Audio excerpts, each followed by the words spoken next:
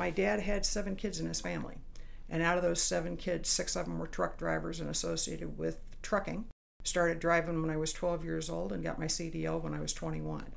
My husband Jerry and I started camping probably around 1988, 89 when we first started getting together, and we realized that the outdoors and exploring nature and seeing the country was one of our passions. And that's just grown from then. In 2004, we bought our first Winnebago Itasca Meridian, 36 foot.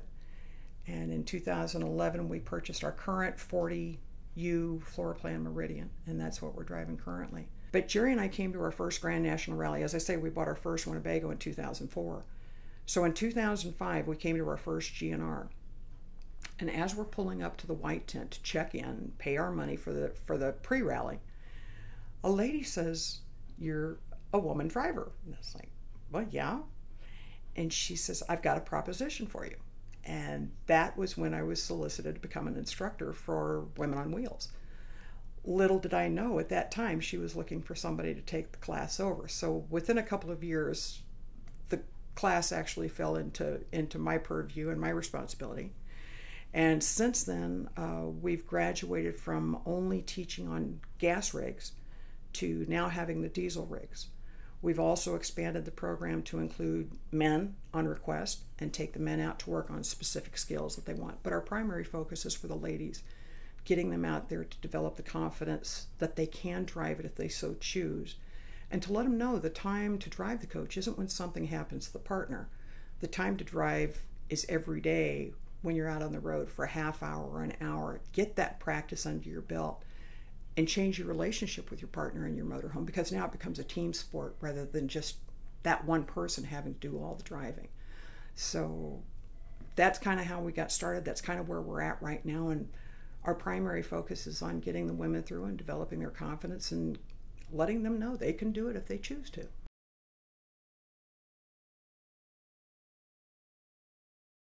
This program got started years ago, long before I got involved with it, to help give ladies and some gentlemen, Hunkloss, improve driving skills and give you the confidence to know that you can do this if you choose to. But it's a choice you've got to make, okay? And I say that, it's a choice you've got to make, and it's a choice your partner's got to make too, okay? Because if driving is nothing else, it's a team sport. And team sports don't criticize their teammates, okay? It's constructive. It's helping out, it's encouraging. It's boosting the morale, it's boosting the ability to get out there and do it, okay? So that's where I'm saying it's a team sport, so you and your partner have got to come to the conclusion that it's good for you to drive. The team sport is 4 eyes on the road, co-pilot's not sitting there reading or knitting or falling asleep. When the co-pilot sees traffic on the side of the road, got traffic up ahead, not, "Oh, look out! Oh my God, you're going to hit him!" Do you see the difference between there's traffic on the right and, "Oh my God!" Okay? So when you make comments, gentlemen, this is just as much for you as it is for the ladies. When you make the comment that there's traffic, or there's a bicyclist, or it seems to me you're a little close to the fog line, it's a statement of fact. There's no emotion. So remove the emotion from it, make it a statement of fact, because when you respond, you're a little close to the fog line, or there's traffic on the right, the pilot will typically say, "Thanks, I got it." So that's an important thing. Many of my ladies have the noble notion, I want to learn to drive in case something happens to him. Can everybody hear me okay in the back? Y'all are okay? Super. I want to drive in case something happens to him. I want to learn how to drive. My contention is that's exactly the wrong time for you to be behind the wheel. If something happened to my Jerry, I'm not sure I'd be in an emotional state to drive. And I'm a well-seasoned driver, okay?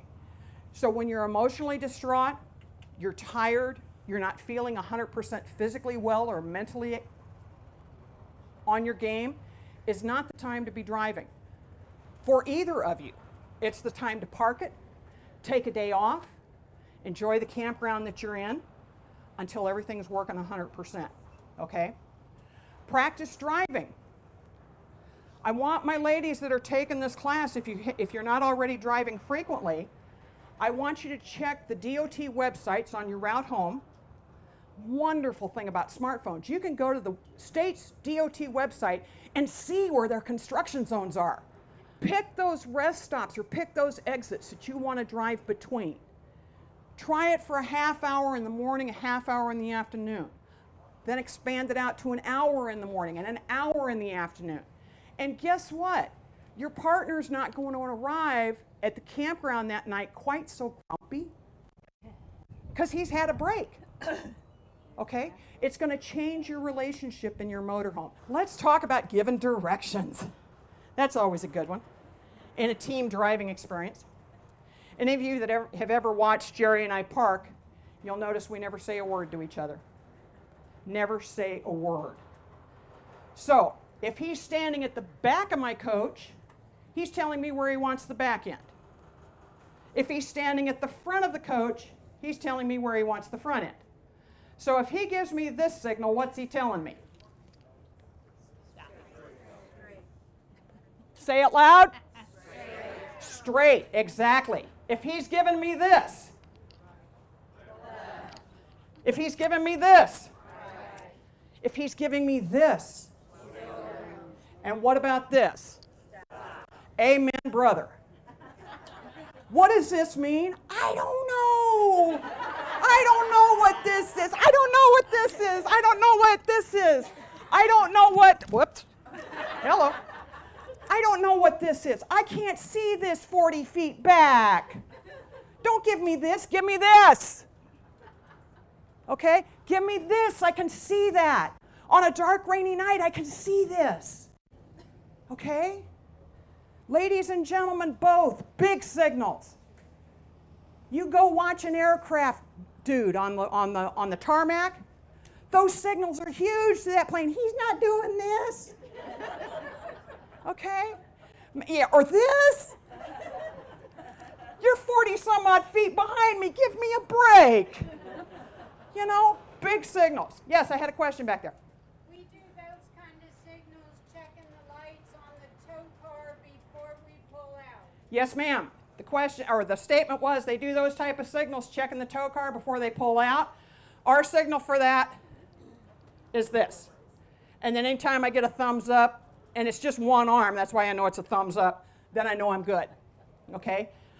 We also use the SMI braking system. So when we charge that, he's back there, I'm charging it. He gives me a thumbs up when it starts to charge, pulls his hands down, gives me a thumbs up when it's fully charged, and I let my foot off the brake. He also gives me a 1 and a 2 after I've locked my tow bar in, because we don't pull out but what the tow bar is locked. Okay? So he gives me a 1 and a 2 to let me know the tow bar is fully locked into position. Drivers, male or female, male, female, doesn't matter, but drivers, if you lose sight of the direct door, stop. Stop. I can't make that any clearer. Simple 4-letter word, stop. Even if you think you know where you're going, stop. When the director comes back into view and gives you clear direction, then proceed. Folks, if that driver can't see that director in the mirror, you're no good to him. There should be eye contact between the director and the driver. Is this ringing familiar with some of y'all? All right.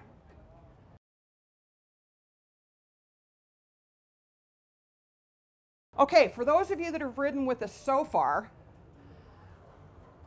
I'm going to ask for your agreement in just a minute. For those of you that haven't, let's talk about where you're going to sit as you get into the coach and you get into the pilot's seat. Because my 34-inch long legs are rubbing the dash of my 40U. That's how close I'm sitting. Okay? You're going to squawk, you're going to scream. But the reason I've got you sitting that close is so that when you grab a hold of that steering wheel, your arms are right here at your side. See my arms? This is your power position. This is where you're strong. You lift that heavy grandbaby or that heavy box at home, you're not lifting it up out here, are you? You're lifting it up close to your body. That's why I've got you sitting up close. Is your belly going to rub? Yeah, probably. Oh, well, get over it. Okay? Is it going to put a stretch on your calf? Oh, yeah, but that's a good thing. Okay? I want you sitting close.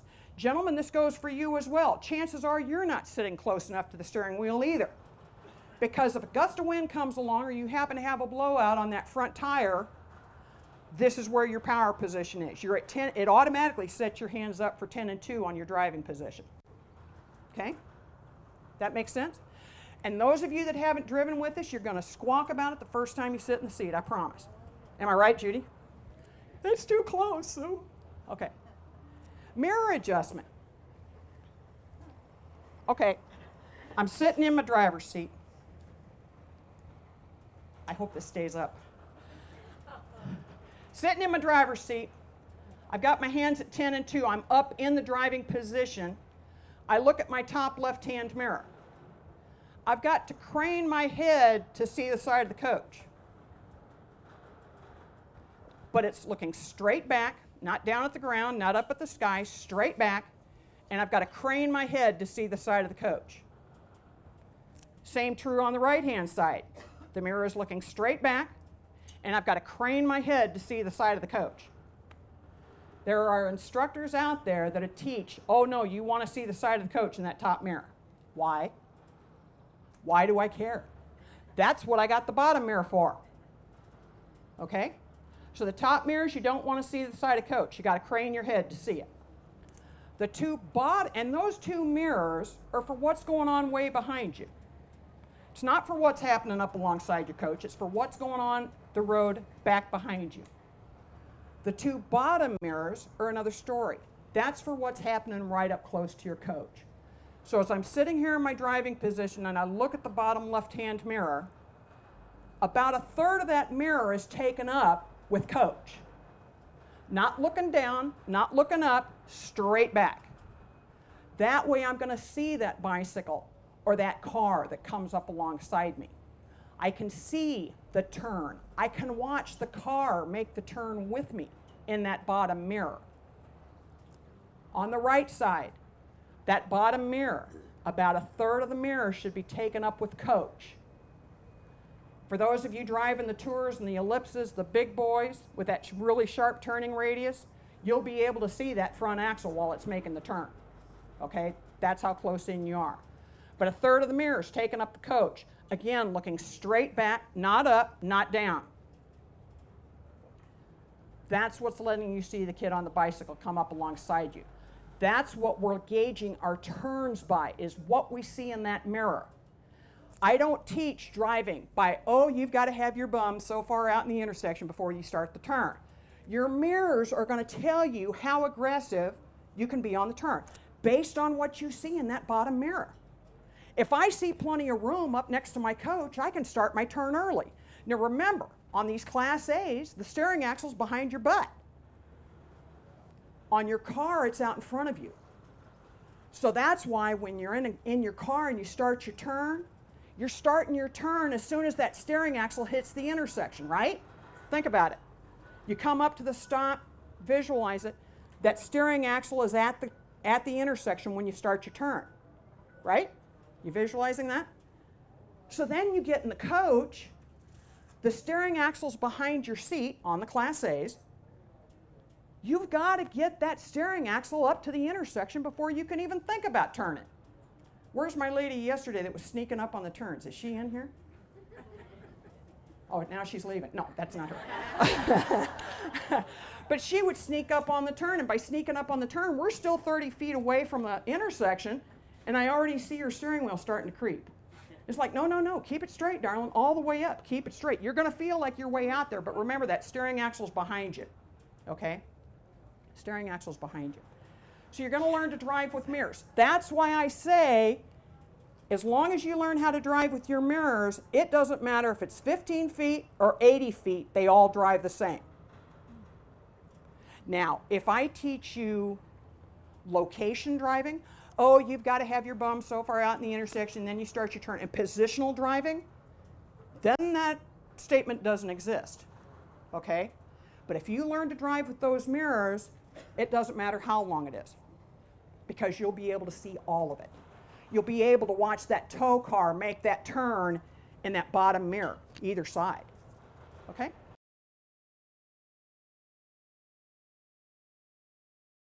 How many have been driving down the freeway, driving down the interstate, and there's a truck, he's about to pass you, but he's hanging back there at your left corner.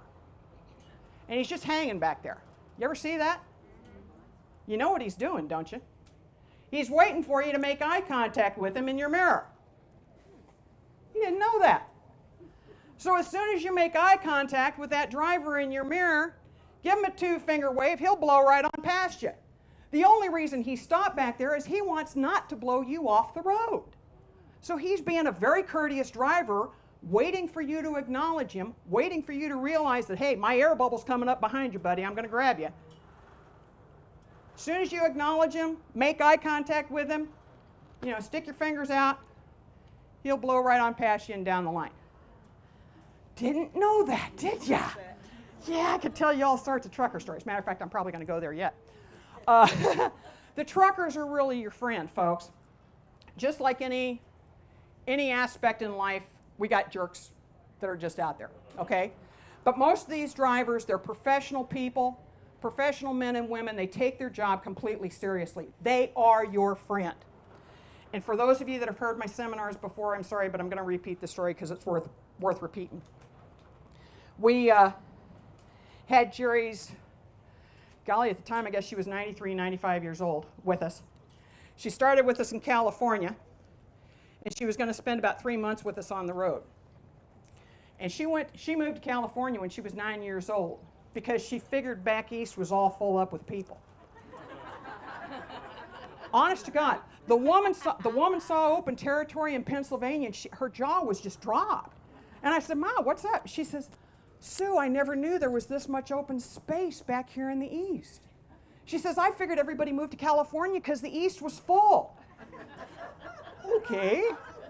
You know, I was one of those kids that was lucky enough to see the lower 48 by the time I was 21, so that thought had never occurred to me before.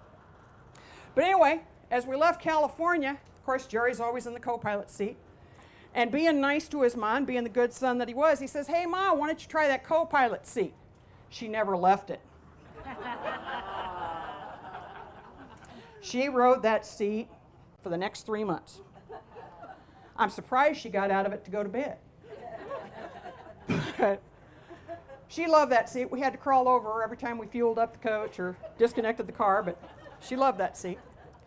So anyway, here we are. We're coming southbound on Interstate 75, headed into Knoxville. And if any of you have ever traveled that road, some pretty good mountains through that territory. And coming down, there's warnings. Miles back, 10 miles back the road, live construction site, left-hand lane closed, 10 miles ahead, 8 miles ahead, 6 miles ahead. Me, all the truckers were queuing up. Of course, I'm in the front, all the truckers queuing up back behind me. 4 miles up, 2 miles up, 1 mile up, half mile up, and something catches in my left mirror. And I look back, and here comes a freight carrier who remained nameless, gonna pass me, pardon my French, like a bat out of hell. And we're a half mile away on a downhill from a live construction site. And he's 3 truck lengths behind me yet. Quarter mile, he's not backing out. I told Jerry and his ma, hold on, because he's going to wreck us, and there's nowhere for me to go. The guardrail is right here. I'm backing off. I look in my rear view mirrors. All I can see is smoke as the truckers behind me are locking it down because they see he's going to wreck me too, and there's not a damn thing I can do about it. I'm backing down as hard as I can. I'm near jackknife in the tow car, and this sucker pulls in. He doesn't have between me and that next post before he hits that live construction site, before he hits them, misses my front corner by probably an inch. Jerry's poor mother heard words she'd never heard before in her life. And not just one or two, we're talking a full strength. And then some. Got through the construction zone. Of course, I'm shaking now just even thinking about it. We got out of the construction zone. I told Jerry and his mom, I said, hold on, we're going to catch the son of a gun. And I did. I caught him. And he's over in the slow lane, and I'm on the fast lane, and I'm honking at him. I'm dumping 120 pounds of air pressure through my horn, and he won't look at me. Look at me. You just tried to kill us. Look at me. And he wouldn't.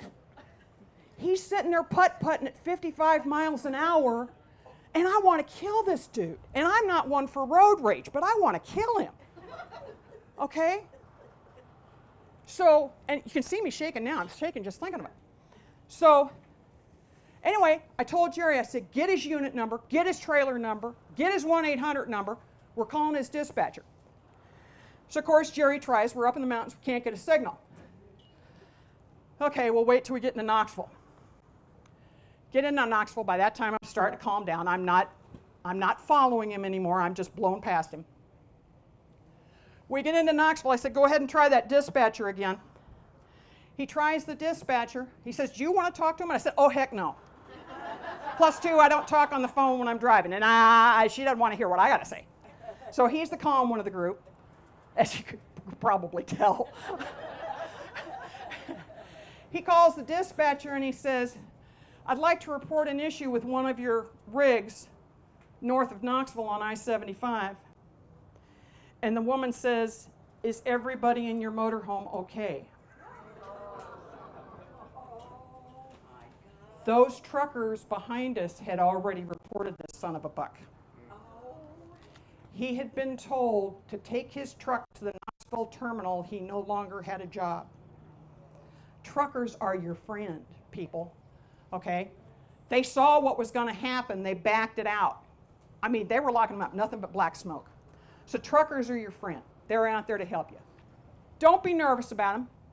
If you're on the interstate, they got their 14 feet, you've got your 14 feet. Know that he's there. That's part of your active driver awareness, to know what's going on around you and behind you. So you know he's coming up behind you. You know he's going to come. You know he's going to grab you. It's just the nature of the beast. He's going to grab you when he gets to the back, and then he's going to let go of you when he finally passes on the front of you. Just have a firm grip on the steering wheel. Notice firm, not white knuckle. Okay? There's a difference. And when he grabs you, you kind of go with him just a little bit. And when he lets go of you, he's going to push you away. So when he grabs you, you're actually, I'm not going to say you're going to steer away from him. It's almost you're thinking of steering away from him. It's very subtle. And then when he lets go of you, you steer into him because he's going to push you away. You know, watch NASCAR. NASCAR is the best thing for drafting. And if, tap her because she knows what she's talking about. You know, you see those guys come up on behind the guy, and they say, oh, we took the air off the left rear corner of the guy and spun him around. Well, that's kind of what the truck's doing to you. He's taking the air off your left-hand corner. You're too big for him to spin you, but he's just interrupting the airflow that's around your coach. It's just normal. It's normal aerodynamics, wind tunnel stuff. So you've just got to be aware that he's there, get a firm grip on the steering wheel, and just react to him. It's not big reaction. Don't oversteer him. Just little steers. That's why a lot of the truckers will sit back there until you've acknowledged them, because they know they're going to grab you. They see it every day. You see it every day. You watch him grab the coach in front of you, and whoa, he's clear over in the emergency parking, right, before he comes back. Be aware that he's there. Flash the truckers. You know, there's not... Jerry, are you back there? I got to check on this. Are you? He is back there. Doggone it, he snuck in on me. He's hiding back there, too. But there's not a trucker that goes by us that I almost don't wave to. Am I flirting with him? Yeah, a little bit. But am I saying, hey, buddy, you're doing a good job. Have fun. Go on around me. They notice that. So then next time I go to pass one of them, they flash me. Okay, here we go. They flash me because I'm past them. When do I know I'm past them? If Huge caveat, if your mirrors are adjusted properly and you see both of his headlights centered in the top mirror, underline, underline, underline, top mirror, then you're clear. Rule of thumb, Kentucky windage, not always, but almost always, you're past him. If your mirrors are properly adjusted. Even with the tow car. If your mirrors are properly adjusted, that's a huge if, because I'll promise you 85% of them out here aren't. If your mirrors are properly adjusted, you pass him, you see both of his headlights centered in the top mirror, you are past him. Now, if you're towing a 35-foot trailer, okay, not so much. But your tow car, yes, you're past him. But that's a huge caveat I put up front. Huge caveat. Yeah, you'll get some of them that'll still flash you, blink their lights at you. You know, if you turn your turn signal on that I'm coming over and you don't come over, they'll know you're a little unsure whether you're past, so they'll flash you. Thank you, buddy, come over. What I do, because I don't have a big fancy tour, I don't have the ICC switch on mine, but I won't totally engage my hazard lights, but I'll pull them out to where I'm flashing them back saying, hey, thanks, bud. They notice that too. You don't think there's chatter on that CB radio? Come into my coach and turn it on. They're talking all about you. Could be in a good way, could be in a bad way. But if you're courteous to them, they almost always are to you, except once in a while you get that jerk.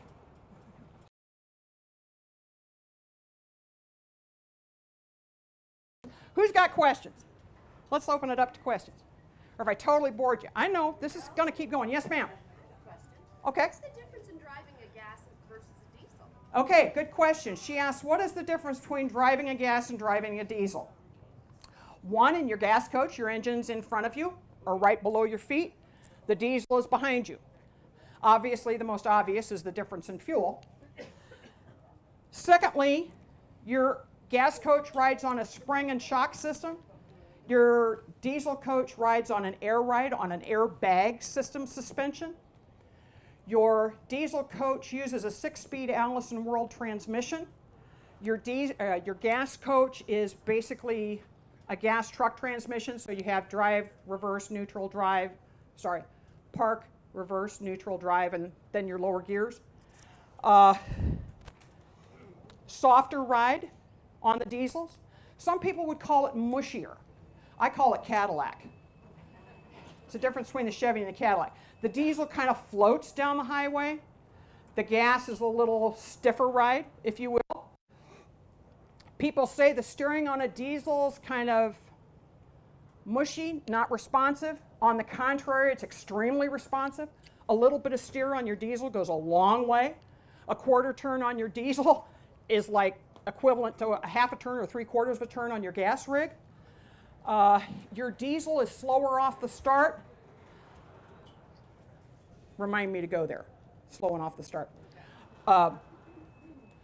The diesel is slower to go through the gears. You have air brakes versus hydraulic. The air brakes, to me, the air brakes are much more responsive than the hydraulic brakes are. I can put you through the windshield on my coach if I want to. I don't want to because I'm always mindful of my cargo and passengers. But there's just a whole lot of differences. Startup procedures are different. Idle procedures are different.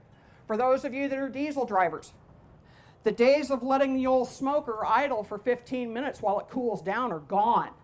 When you take your diesel coach to Freightliner for its annual inspection, which you should be doing, one of the things they're going to check is your low idle time. So if you're building up air pressure in the morning and you're doing it at low idle, try turning on that speed control, engaging the speed control, let it ramp up to high idle. High idle doesn't log time, low idle does. The difference being low idle time, you're not getting fluids up into the engine block. High idle you are. So low idle time will kill you when you go in for your annual Freightliner appointment. Startup procedures are different. You have a glow plug. You have to preheat the fluids on the diesel coach before you fire them up. So there's quite a few differences. I could go on and on and on and just have a whole seminar about that. I just wanted to know why there were two separate classes And they have engine brakes. So we can talk about the engine brake. The engine brake is an auxiliary braking system on the diesel coaches. It assists on the downhill, not just in the mountains, but everyday driving. And to oversimplify what an exhaust brake does, if you have a round pipe, and that pipe has no restriction in it, you're not going to develop back pressure. Diesel engines don't develop back pressure like a gas engine does. You know how when you take your foot off your accelerator on your car and your car just kind of naturally slows down? A diesel doesn't do that. Okay, that's called back pressure in your gas engines. So they put on this exhaust brake, and to oversimplify it, you have a round tube with a disc in the middle of that round tube. As you let off the accelerator and you engage the exhaust brake, that disc closes inside that pipe. By closing inside that pipe, it develops back pressure on the engine and slows the diesel down. That's oversimplification because now today's rigs use variable turbos and all sorts of weird stuff. So that's the old day exhaust brake, back in my day of truckers, where you hear that as they're coming into town.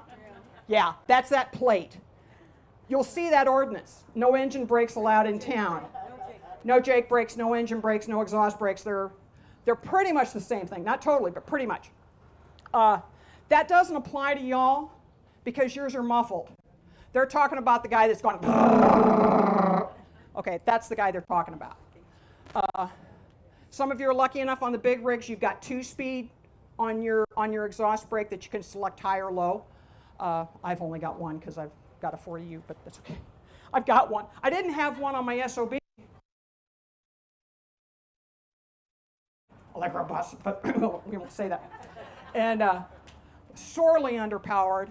And there was actually one time in the West Virginia mountains I told Jerry, I think we're going to have to hit the runaway ramp because I didn't think I was going to be able to hold it because it had no auxiliary braking system in it. I'll never have another coach that doesn't. So it's a good thing. Some of the differences. You had a question, ma'am, didn't you? I just want to make a statement. We use cell phones to direct each other. Okay. So, I mean, we're talking. Uh-huh. She says they use cell phones to communicate their backup signals and their directions. It's wonderful as long as you got a signal. Yeah. And whatever works. Okay. I'm not, We're you know, hand signals too. hand signals too. And I'd say whatever works. The thing that bothers me is when I see, you know, you guys know as well as I do, it's cheap nighttime entertainment when you see the campers coming into the campground and you're watching them back up. No. And then she's screaming at him. And it's like, he can't hear. One, because the diesel's back there. 2, because he hasn't heard her for years. And 3, because his hearing aids aren't turned up. So yeah, and the window's not open, okay? Plus 2, on his behalf, she's 40 feet back there. And chances are she doesn't have a voice like mine that projects without the microphone, okay? So, you know, she's back there. Stop. Yes, ma'am. Could you clarify with me I drive the diesel. Yes, ma'am. 42, and going up hills and coming down hills. Sure. Those little on the side. Yeah. Those little Up and down arrows arrows. things Sure, like that. sure, Could you tell me? sure. She drives a diesel. She wants clarification as you look over to your left-hand side and you're looking at that gear selector. You've got the up and down arrows. Very nice question. What do I do with those up and down the hill? The neat thing about, Winnebago used to use Caterpillar engines, so depending on how old your coach is, now they're exclusively Cummins on the diesel. But the Cummins, the Cat, and the Allison transmission all talk to each other. They're all computer controlled, and they all do everything they can to protect the other one, okay? So the engine's not going to do anything that balls up the transmission. The transmission's not going to do anything that balls up the engine. But as an active diesel driver, you can help that when you're climbing a hill. Because if you're an active driver, you're listening, 1, to what your engine's doing. You're watching your tachometer to see what your engine's doing. And you're also watching your temperature gauge to see what your engine's doing. Monteagle in Tennessee, outside Chattanooga on the west side. I know that mountain like the back of my hand. I know I've got to hit 5th gear on that mountain. So before I even start up it, I've already downshifted to 5. that raises my RPMs. It increases the fan speed on the radiator, so I'm cooling my engine better because it's revving higher. It's also giving me more power because those diesels are meant for power. They'll pull the side of a house down if that's what you want to do with it. So it's got the power out the wazoo, no worries. So that's what you're downshifting for, is to get that power to climb that hill. Okay, so when you're going up, you're downshifting. When you're going up, you're going down, you're... When you're going down, okay. Rule of thumb. And a rule of thumb is commonly referred to as Kentucky windage, by guess and by gosh. As we like to say when we go to Mexico, guideline. Kentucky windage is never exceed downhill what you used uphill. So if you use fourth gear to climb the mountain, don't go any higher than fourth gear down the mountain. That's a trucker's rule of thumb too. And I'd a whole lot rather be going too slow down the side of that mountain than going too fast and now I've got to get into my engine brake and service brake. Because we've all smelled those service brakes when they start to heat up, right? Not a good thing. So start out slow. My rule of thumb, if they've got a trucker's speed limit, I'm probably 5 or 10 miles below that. If I'm anything below 45, I've got my hazards on. So if you're using your cruise control... Take it off. If you're using your cruise control climbing mountains, take it off. Take it off. Because now you're not an active driver anymore. Now you're forcing that Cummins and that Allison to do the work for you. Take it off. For those of you too. Okay, did that answer your question, sort of? Yes, it did. Super. Now let's keep talking about that little panel over there. On that panel, you not only have the up and down arrows to upshift or downshift. Oh, let me back up. Because once you downshift to go up the mountain, and say you take it down to fourth, and say you're going to stay in fourth all the way down the hill, you don't have to shift back up, use the up arrow to get to 6, just hit D. Automatically take it back to 6th gear. Didn't know that. That mode button that you got over there. 5th and 6th gear are kind of, 5th gear is your normal highway gear, 6th gear is kind of your overdrive, if you will, on your diesel. Reach over there, gentlemen, you got rolling hills like you got here through Iowa, and ladies. Tap that mode button. It's a toggle switch. One tap to on, one tap to off. Hit that mode button, kind of puts your overdrive in an overdrive, and you might even gain about a half mile to the gallon. I'll take that every day. But when I use that mode button, I can sure take my mileage from 9 to 9.5. And that's on a 380 40U towing a Honda CRV. Okay? Okay. What were you guys going to remind me about? Oh boy. Slow acceleration on a diesel. Slow acceleration. Thank you so much. Because obviously the three of us had senioritis and didn't get there. The heat. It's the heat. Slow acceleration. Ladies and gentlemen, okay, I'm back up on my soapbox again. If you are driving your coach like you drive your family car, I'm just going to cut a fat hog in the butt and say you're driving it wrong. Okay? Accelerate slowly at a stop sign when you've stopped and you're getting ready to move on. Accelerate slowly. Feel it go through the gears. Enjoy that power at the bottom end. Okay? You can't stop on a dime. You're not going to wear the brakes out. So coast it into a stop. Always mindful of your cargo and passengers. You won't ride with me when I'm knocking dishes and silverware and glasses out of the cabinets. That won't happen. We're walking the pavement changes. You ladies that have driven with me know that. Slow accelerations. If you want to drive it like your family car, do me a favor the next time.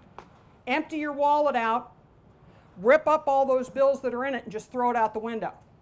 Because you're also taking a hit big time on your fuel economy. As I say, I'm doing 9.5 on my 40U. And a lot of folks, but I'm only getting 7. That's because you got a heavy foot. Okay? If you're out there running that pup at 70 miles an hour down the freeway, yep, that'll do it to you. Because I'm running usually about 63 to get my 9.5. As soon as I take that puppy up to 68, I've just lost a mile to a half mile per gallon, just in that small change there. Questions? Let's see. I had a thought. Yes, ma'am. I drive some, and every time I get behind the wheel, I'm always trying to adjust my thinking of the white line, the lines on either side. Sure. And it takes me probably an hour before I get to looking out there, and I'm constantly oversteering. Okay. And I know it's just new time Okay. jitters, each time. She's talking as soon as she sits behind the wheel, because she drives sometimes. Takes her about an hour to settle down. She's playing pinball between the lines, weaving down the road. Well, no, hey, I get this. And there's several things that are causing that. The most obvious thing is you're looking too close to the coach. Look out. No woman has driven with me that hasn't heard those words. Look out. If you're not looking a mile to 2 miles out, you're not looking far enough. As soon as you look down here close within, say, 5 or 6 car lengths of what's going on in front of you, you'll start doing this. The second thing that will cause you to play ping pong among the lines is you're sitting too far back. You're reaching for your steering wheel. As you reach for your steering wheel, you're doing this because your arms are getting tired. Folks, sit in your living room chair tonight, get out your book or your magazine and hold it out there and see how long you can do that. You can't. So sit closer to the steering wheel. Have your elbows at your side. The steering wheel, you adjust it forwards, backs. The diesels will telescope too. Put it in your power position. Your elbows are kind of here at your side. You won't be able to do this because I can't. You're reaching or you're looking too close. Yes, please do. That'll work. Kay. When I used to drive a Class C, I was told you should drive so that the wear of the highway is right between your legs. That doesn't work in a Class A. Yeah, Kay says she was taught in a Class C to drive where the wear strip, the colored part on the highway, is between your legs.